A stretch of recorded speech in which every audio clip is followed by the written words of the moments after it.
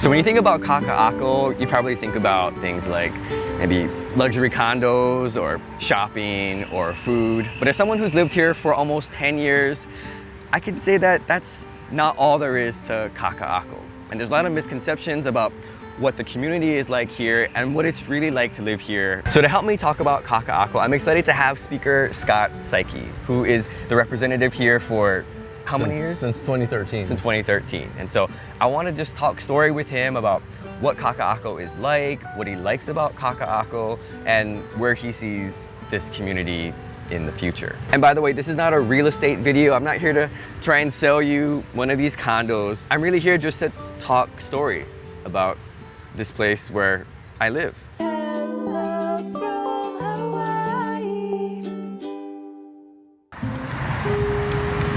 So how would you describe Kakaako to someone who is not from here, who doesn't live in town in particular? Yeah, so Kakaako is basically a melting pot on the island of Oahu.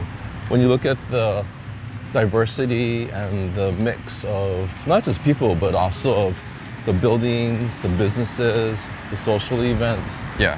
There's just a hodgepodge here. And which makes the area very exciting. It's very vibrant, and it makes it attractive for people from all generations and all kinds of different backgrounds. What do you think are some misconceptions about this place? Because as we're like walking around, right, people, they tend to see what's the tallest, right, and then usually it's like the condos. So I guess what do you think are some of the misconceptions when it comes to the community, the people who are here, or just this area in general? Well, I think first and foremost there is a complete history of Kakaako, and I think Kamehameha Schools has really tried to incorporate that history and that culture into what they're doing within the salt area of Kakaako. Yeah. The misconception is that this is an area for wealthy people who live in high rises. Yeah. And that's not really accurate, because there is a mix of buildings in Kakaako. We have affordable buildings that were actually built maybe 30, 35 years ago, 40 years ago. We have rental units.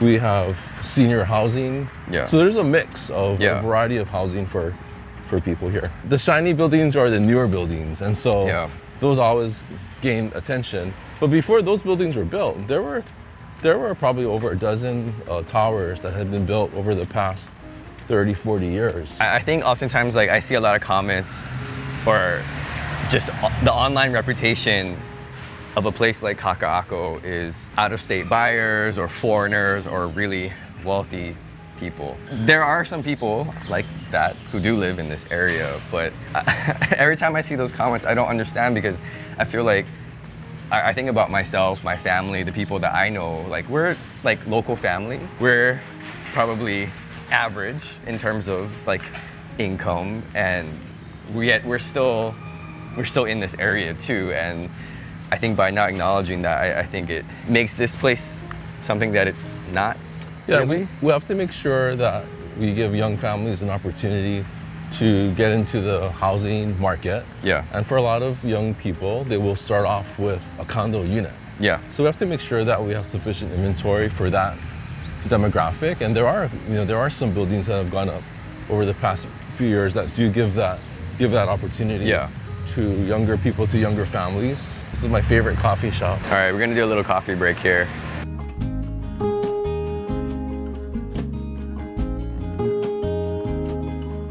Well, thank you for the drink. You're welcome. It looks good. I got a nice coffee. Let me sample that. Okay, so I think the big question is, what's so great about this place? Because again, there's a lot of misconceptions about this area, but like, what is so great about this particular area, in your opinion? Yeah, so Kakaako is just an exciting place. It's convenient. It's just the location is great. Oh yeah, I agree. Yeah, there's a mix of businesses. There's a mix of food places, entertainment venues. Yeah. There's just all kinds of things going on here. So it's just an exciting place. And for people who want to keep busy, it's the perfect place to be. Going back to the food, I mean, places like this, now we're all of a sudden discovering some of these places, if you were really into food, there's a lot to eat around this area. One of the great things about Kakaako is the number of breweries that are popping up here. I met one of the owners of a brewery from Kakaako last year, and he gave me an idea for legislation, which was we're gonna sit right to... Is it okay? Is it dry? Yeah. Okay. So he gave me an idea for legislation, which was to modernize the definition of beer. The guy who gave me the idea is like he's like a 32-year-old guy who opened a brewery a few years ago, and he's doing really well. Yeah. You have entrepreneurs who have opened up shop here in Kakaako, and they're selling all kinds of different products.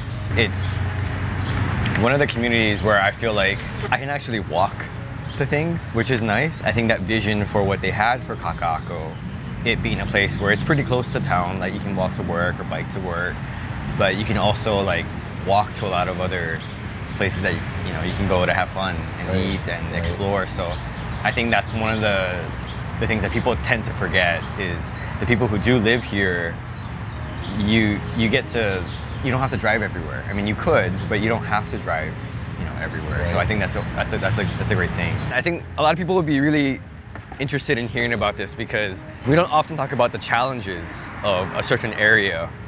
And I gotta say, as someone who's lived here, I've noticed that there's certain places that you can walk.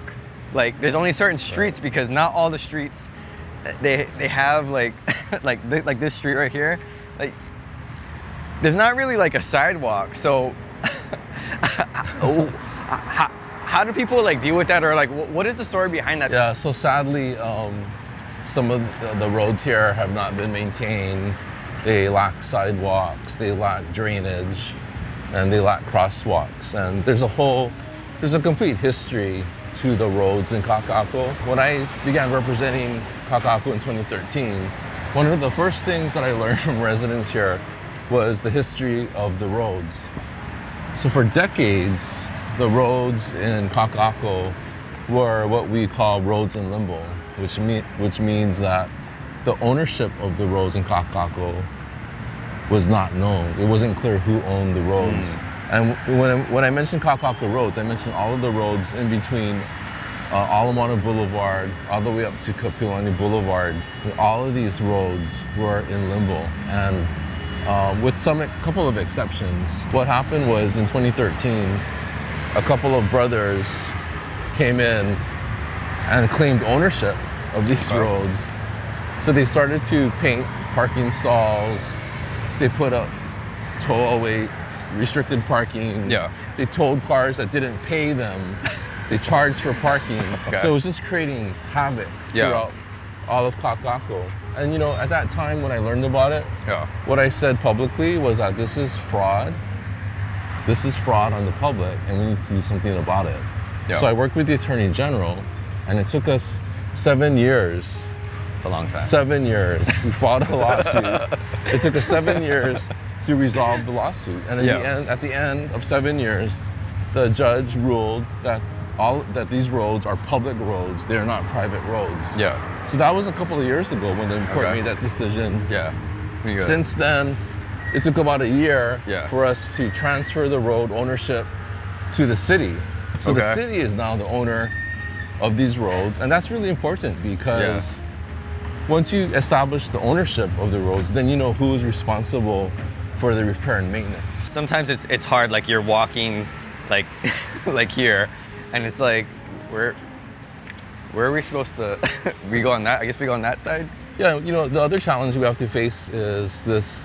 There's a kind of a line of demarcation in Kakaako between the residential areas and the industrial areas. And for decades and decades and decades, Kakaako was an industrial area. It was just, there was no housing, it was just industrial. And we're seeing now the kind of the conflict between that demarcation. And it's gonna take a while to transition. I'm not sure what's going to happen with the industrial side, but it's going to take a while to transition through that. Okay, so we'll finish up with this question about Kakaako specifically. In like 5 to 10 years, how do you see this place being or changing? You know, I think the common denominator for people who live here and for people who want to live here, it's really no different than people who live in single-family homes or in townhomes. People here who live in high-rises want a quality of life. They want security. Yeah. They want opportunity. That's the common denominator. And, you know, Kakaako, I believe, provides that for people who do live here. For not just for young families, but for all kinds of people who move into this area. You have to just make sure that this area is, you know, safe and secure for people, and that we continue to just diversify it, not just through the type of housing that we provide, but also through the kinds of businesses that open here. Just overall. Kakaako gets a lot of, you know, attention because of the housing, because of the big buildings. But yeah, I agree. It's also about the businesses that are supposed to fill in some of those gaps between some of these, or even within some of those buildings. I think about like this area right here. Like there's like a gym, there's like food place. Definitely miss Karen's kitchen.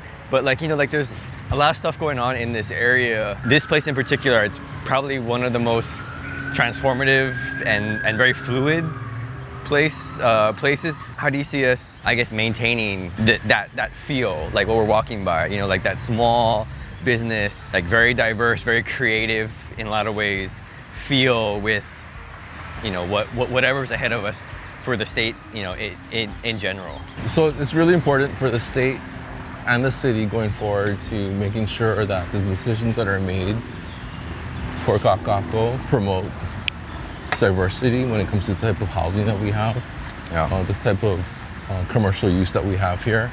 It's, you know, government's job is to make sure that we have sufficient infrastructure to support all of this development. All of the underground infrastructure has to be in place. Yeah, that's true. So, you know, we need to set the infrastructure and also set the protocols for what kind of development we want here going forward. And Kakaako was, from over maybe 60 years ago, the plan was to make Kakaako, turn it into a mixed use area. A mixed use area, not just an area for wealthy people, but for all kinds of people. And that's what we should just strive for. We should continue to strive for a mixed use in Kakaako.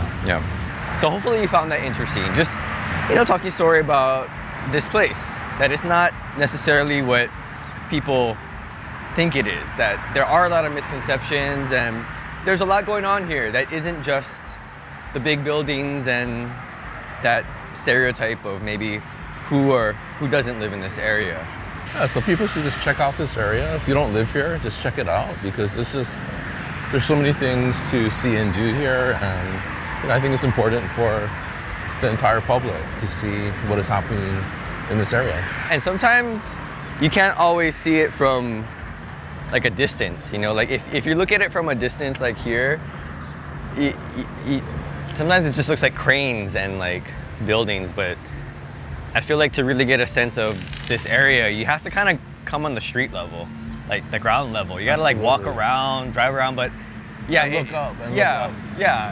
It's not just that. Having lived here, I can say that my impressions of this area have completely changed from when I first got here, and just being in this community over time, you get a sense of where things are and some of the people, and yeah, I think it's very, very unique.